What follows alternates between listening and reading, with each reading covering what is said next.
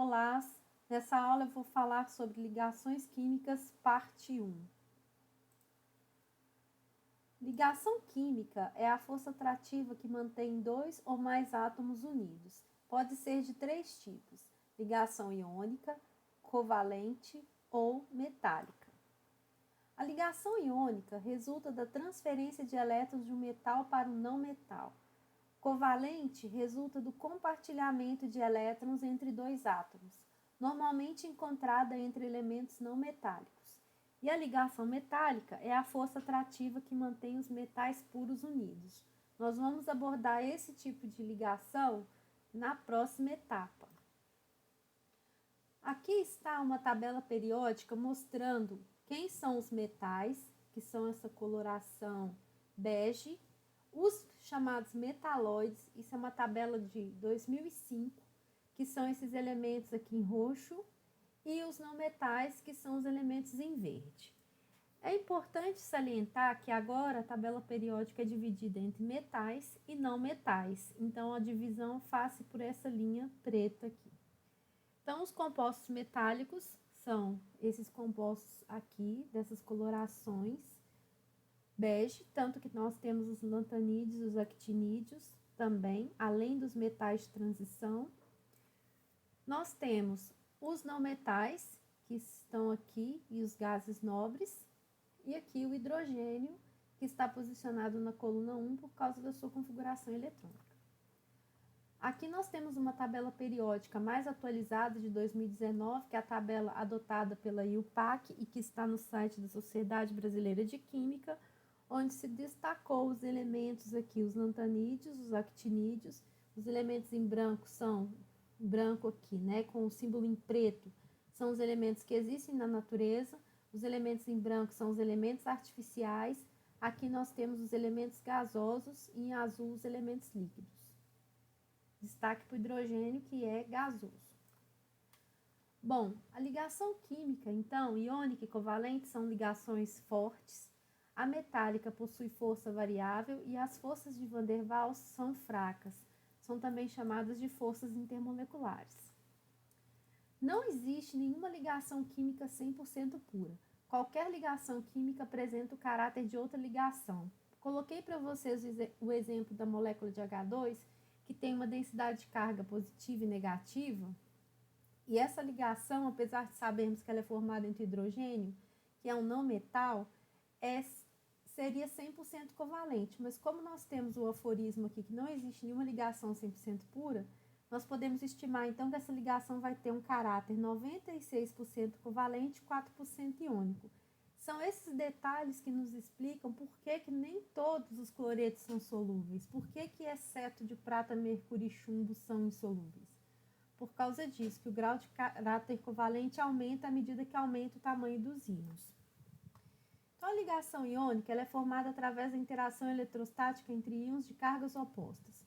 Uma ligação química é formada da seguinte forma. Aqui temos um gráfico representando isso, de energia de potencial. Essa energia aqui representada é a energia total, que é a energia de atração mais energia de repulsão. Então, se nós considerarmos lá no infinito, a uma distância muito grande, os átomos estão afastados e à medida que eles aproximam, os elétrons do átomo A atraem os prótons do átomo B e os prótons do átomo B atraem os elétrons do átomo A. Então, eles vão se aproximando até chegar num ponto que a ligação química é formada. Nesse ponto, a gente tem o que se chama de distância de equilíbrio, onde a gente tem uma atração e repulsão com o melhor balanço possível. A partir desse ponto, se os átomos começarem a se aproximar, suas nuvens eletrônicas vão distorcer e a energia de repulsão vai ficar muito grande. Então, a energia de repulsão ela é sempre positiva e a energia de atração é sempre negativa. Então, a gente vê que seria o zero, abaixo de zero e acima de zero. A ligação química forma na energia mínima. Essa energia é conhecida como energia de ligação e os valores vão ser negativos. Então, o que a gente observa aqui no infinito, a distância bem próxima de zero, nós observamos que a atração aumenta até formar a ligação química. A partir desse ponto, nós começamos a ter uma repulsão considerável, tendendo a separar os átomos. A ligação química é formada na distância de equilíbrio e a curva total correspondente é mínima, ou seja, com um valor de energia mínima, que é a energia de ligação. Então, quanto mais fundo for esse poço de potencial, essa curva, maior vai ser a estabilidade da ligação química formada. Alguns sólidos iônicos, eles foram estudados a partir da difração de raio-x por monocristal e pôde-se determinar suas estruturas cristalinas. Então, eu vou apresentar algumas estruturas dos sólidos cristalinos iônicos mais comuns. Por exemplo, o cloreto de sódio. Ele apresenta esse tipo de estrutura, onde a gente tem os cátions, que são pequenos, e os ânions, essas bolinhas maiores, e que apresentam uma estrutura cúbica. Se nós prestarmos bastante atenção, nós temos cada ânion circundado por 6 cátions, olha aqui, 6 cátions, e cada cátion, se você considerar que a estrutura é tridimensional, ela não para por aqui, ela se estende nessa direção, nós temos também cada cátion rodeado por 6 ânions, ó. Então, vamos lá, 1, 2, 3, 4, 5. Então, o número de coordenação dessa espécie, a gente pode contar como o número total de vizinhos de um átomo ou íon considerado. O número de coordenação do cátion vai ser 6, porque ele possui 6 vizinhos. Então, se você pegar esse da face, é a mesma coisa. 1, 2, 3, 4, 5 e o de cima, 6. Enquanto que o número de coordenação do ânion, você pode pegar esse daqui e ver que ele está conectado a 6 cátions. Então, aqui também está mostrando isso de uma forma colorida, para vocês entenderem quem são os cátions e os ânions. E aqui uma outra representação da estrutura cristalina do cloreto de sódio. Então, a gente já viu que o número de coordenação do cátion é igual a 6 e que o número de coordenação do ânion também é igual a 6. Agora, passemos para a estrutura do cloreto de césio. Aqui está representada essa estrutura. Nós temos, então, o cátion no centro do cubo e os ânions em volta dele. Então, a gente observa que cada cátion está conectado a 8 ânions. Por que que isso acontece? Nesse caso, o césio é maior que o sódio, então ele vai precisar de estar rodeado por mais ânions para estabilizar a sua carga. Então, nós temos 8 ânions circundando cada cátion. E qual que é o número de coordenação do cátion? Também vai ser igual a 8, porque se nós observarmos esse esquema que eu coloquei para vocês, cada ânion, ele também está circundado por 8 cátions. Imagine esse ânion aqui da quininha. Eu fiz uma representação de como seria a extensão dessa estrutura tridimensionalmente. Ele vai estar conectado a 4 cátions embaixo, né, na parte de baixo da célula unitária, certo? De cada... pegar nessa quininha e fazer a estrutura que está aqui do lado, aqui, né? Vai estar conectado a 4 e vai estar conectado a 4 em cima. Então, a estrutura dele nos dá um número de coordenação do cátion igual a 8 e número de coordenação do ânion também igual a 8. Estruturas parecidas com essa são a do brometo de césio, iodeto de césio, etc. Aqui nós temos a estrutura do ZNS, ou Blenda. Essa é a estrutura, nós temos os cátions, que estão aqui em roxo, os ânions em verde. O número de coordenação do cátion está ligado a 4 ânions, observem aqui, 4 ânions. E o número de coordenação do ânion também é 4, porque se a gente pegar, por exemplo, essa bolinha aqui, a gente vê que ele vai estar conectado a 2 aqui para cima, tá certo? Então, a gente vê essa parte de cima, a gente pode olhar para cá, para a gente ver como que vai ser a continuação. Então, o número de coordenação do cátion é 4, e o número de coordenação do ânion também é 4. Na estrutura da urtisita, que é a mesma fórmula química, mas se cristaliza de uma forma diferente, a gente observa que o número de coordenação do cátion é igual a 4, porque ele está ligado a 4 bolinhas verdes, e o número de coordenação do ânion também é igual a 4. Então, aqui está uma outra representação dessa estrutura. Para a gente pensar como que ela está conectada, a gente tem que imaginar, por exemplo, esse ânion aqui na face, ele está conectado aqui com 2 e vai estar conectado com mais 2, se nós pensarmos no prolongamento dessa estrutura. Agora, vamos passar para o exemplo da fluorita CaF2. A fluorita, né, está representada aqui à direita, nós temos uma figura em preto e branco à esquerda, vemos que o cálcio está representado em vermelho e o flúor em verde. Logo, o número de coordenação do cátion vai ser igual a 8, porque se nós espelharmos essa bolinha aqui embaixo, que seria a continuação da estrutura, nós vamos ver 8 ânions coordenados a um cátion. E o número de coordenação do ânion vai ser igual a 4. Então, a gente tem 4 ligações com o cálcio. Então, o número de coordenação do cátion é 8, bolinha vermelha. O número de coordenação do ânion é 4, bolinha verde. Aqui nós vemos a estrutura do rutilo, TiO2, uma estrutura do tipo 1:2, mas a carga aqui é diferente, porque aqui a carga mais 4 e aqui a carga menos 2, né, o NOx desses compostos. Então, a gente verifica que ele cristaliza dessa forma. Em verde, nós temos o cátion, titânio. Em laranja, nós temos o oxigênio, o ânion. Então, nós vemos que cada cátion está coordenado a 6 bolinhas laranjas.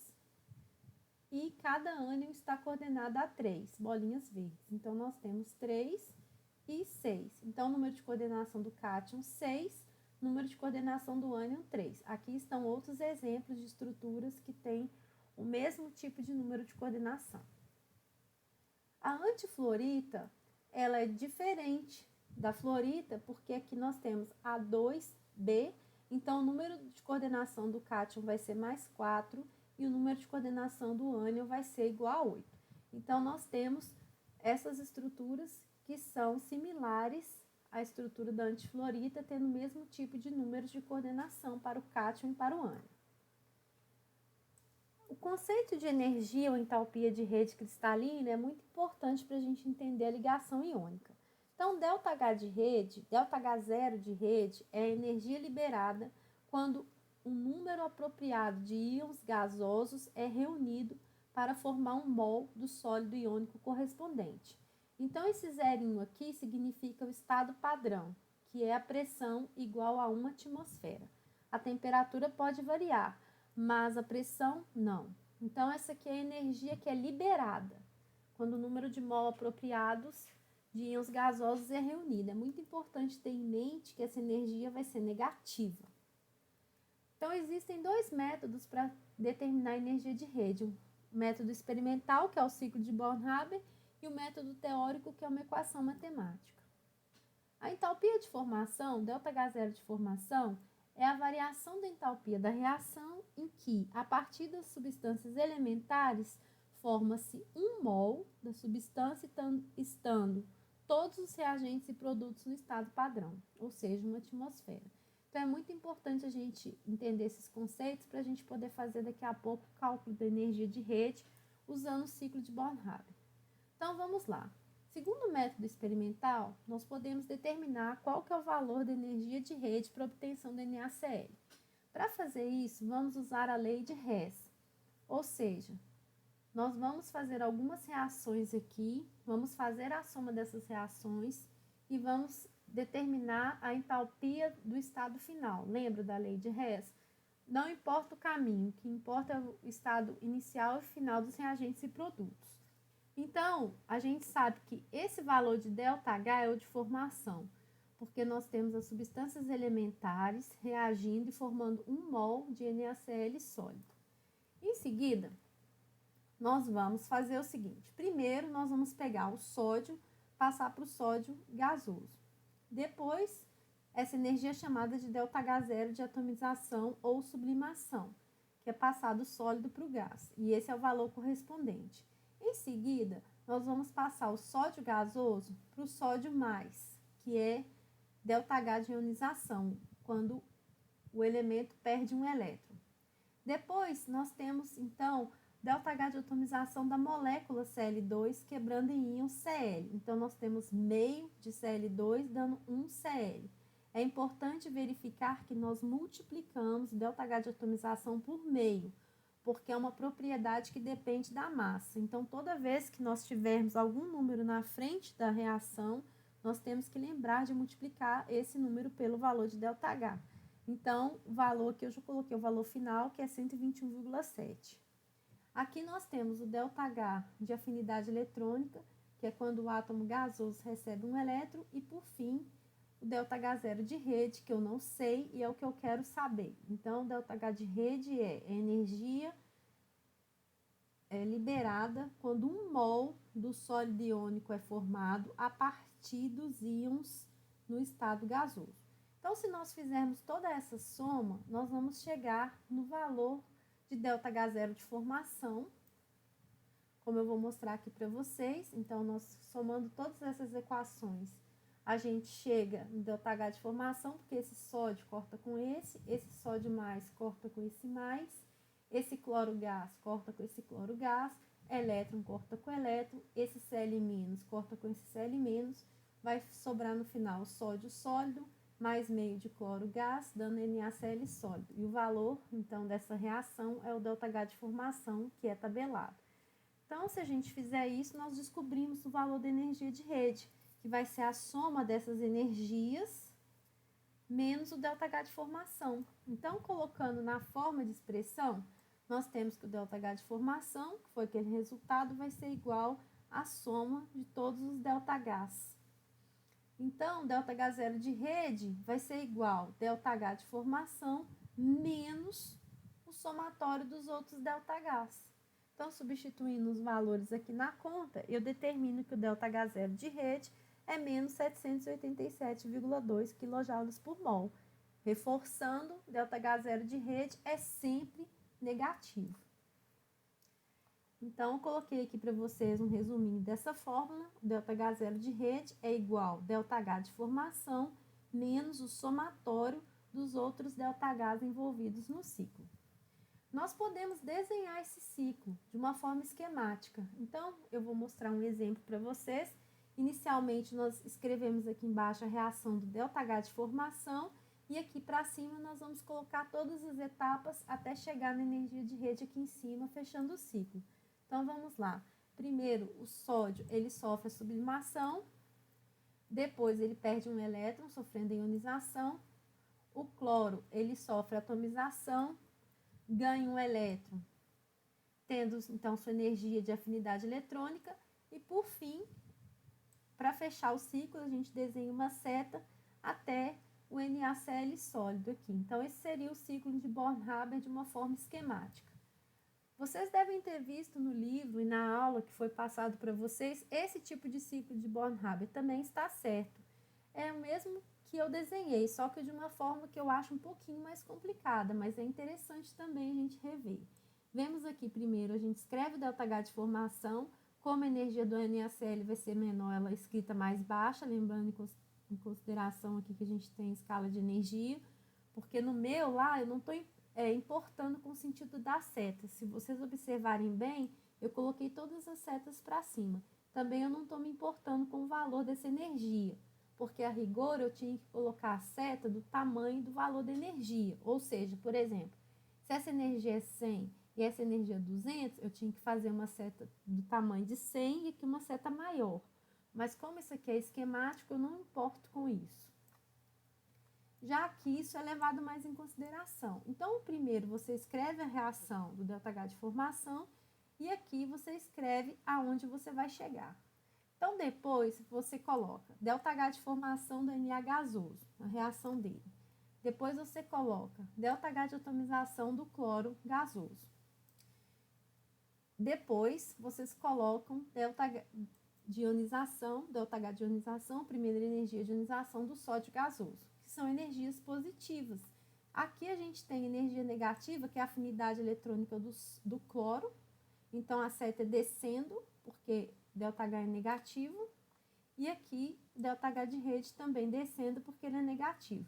Então, se escrevem todas as energias aqui na lateral e depois você faz a conta. ΔH de formação é igual ΔH0 de rede mais o somatório de todos os ΔHs. Chama atenção que aqui você tem que colocar o meio, porque nós fizemos a multiplicação no meio aqui na equação que está envolvendo ΔH de formação do cloro gasoso ou ΔH de atomização do cloro gasoso. Então, aqui um exercício para vocês. Desenhar o ciclo de Born-Haber para o sólido iônico óxido de magnésio, a partir do magnésio sólido O2 gás, e calcular a energia de rede desse sólido. Pausem esse vídeo agora e tentem resolver a este exercício. Resolvendo o exercício, desenhei o ciclo da forma que eu acho mais simples. Primeiro, o magnésio sólido sofre a sublimação, forma o magnésio gasoso. Depois, ele tem a primeira EI formando o magnésio gasoso mais e a segunda EI formando o magnésio gasoso 2+. Então, a dificuldade desse exercício, no caso, foi determinar a fórmula do óxido de magnésio, porque ele vai até +2 aqui no cátion e -2 no ânion, porque é um óxido de fórmula 1:1, sendo que o oxigênio tem NOx -2. Então, aqui tem que ser NOx +2, já que a espécie aqui é neutra. Então, aqui nós escrevemos a fórmula da ΔH de formação. Então, é magnésio mais formando óxido de magnésio, a equação do ΔH de formação. Percebam aqui que é meio. Então, esse meio de O2 gás vai formar O gás. Então, vai ter a quebra da molécula O2 formando O. E aí, meio do ΔH0 de atomização do O2. Em seguida, nós temos a primeira afinidade eletrônica do oxigênio, ganha um elétron, e a segunda afinidade eletrônica do oxigênio. Percebam que eu não pus a seta descendo. Esse esquema aqui, todas as setas ficam para cima. E aí, eu tenho que desenhar a seta fechando o ciclo. Esse valor que a gente vai colocar nessa seta é a energia de rede. Fazendo a conta, eu sei que o ΔH0 de rede é o ΔH de formação menos o somatório dos ΔHs. Então, ΔH de rede é o ΔH de formação de óxido de magnésio menos ΔH de sublimação do magnésio, mais primeira energia de ionização do magnésio, mais segunda energia de ionização do magnésio, meio do ΔH0 de atomização do O2, ΔH0 da primeira E do oxigênio e da segunda E. Fecha, faz a continha e vocês vão achar que a energia de rede é menos 3.844,5 kJ por mol. Se vocês compararem com o ΔH0 de rede do NaCl, vocês vão perceber que, nesse caso, a energia de rede do óxido de magnésio é muito maior em módulo, né, do que a energia de rede do NaCl. Isso acontece porque aqui nós temos cargas 2+, 2-. Então, a atração entre esses dois é muito maior, considerando a energia de rede, vai ser, nesse caso, bem maior. Agora, eu deixei um exercício para vocês fazerem aí, que é desenhar o ciclo de Born-Haber para os sólidos abaixo, incluindo o seu desenho, as energias envolvidas em cada etapa, e escrever a equação empírica, somente com as letras, para o cálculo da energia de rede. Deixei algumas referências que eu usei para o preparo dessa aula. Bons estudos e até a próxima aula.